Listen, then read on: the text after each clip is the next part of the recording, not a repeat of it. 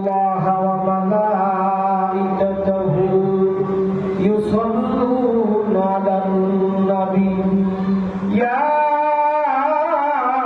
أيها الذين آمنوا صلوا عليه وسلموا تسليما اللهم صل على محمد وعلى آل محمد كما صليت على إبراهيم وعلى آل إبراهيم إنك حميد مجيد সকলে মুহাব্বতে পড়ুন বালাগাল্লাউলা বিকামালিহি কাশাফাত দুজা বিজামালিহি হাসনাত জামিউ খুসালিহি সাল্লু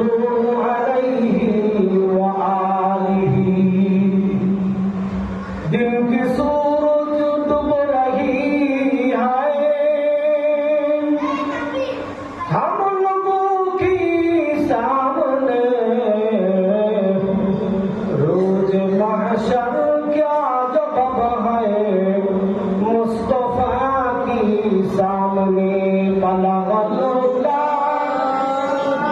बिकमालिही कशफत दुजा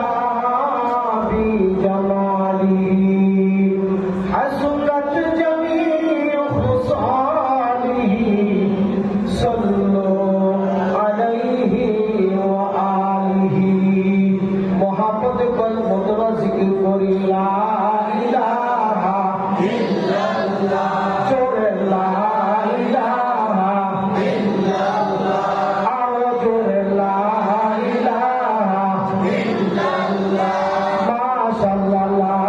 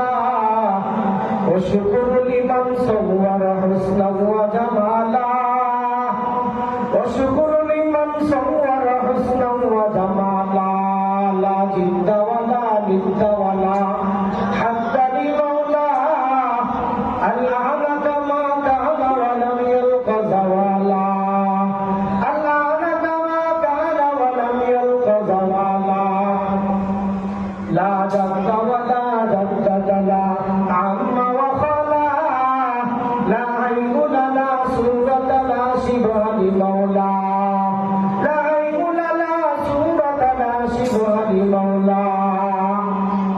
সকলে মুহাব্বতে করি আলহামদুলিল্লাহ আওয়াজ করে বলি আলহামদুলিল্লাহ আল্লাহ পাকের দরবারে অসংখ্য শুকরিয়া যিনি আমাদেরকে অল্প সময়ের ভেতরে এই বাইতুল কারীম জামিয়া মসজিদে অল্প সময়ের ভেতরে একটি ইসলামী মাহফিলের আয়োজন করার মতো আল্লাহ তৌফিক দিয়েছেন। আপনাদেরকে শুনবার মতো, আসার মতো, বসার মতো তৌফিক দিয়েছেন। এই জন্য আপনারা খুশি না বেজার? কি বলেন, সবাই খুশি?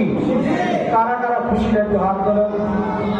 দেখছেন এত মানুষজন বলে খুশি না, খুশি না তোরা? কি বলেন, আসলে খুশি কিন্তু ঘুষ নাই।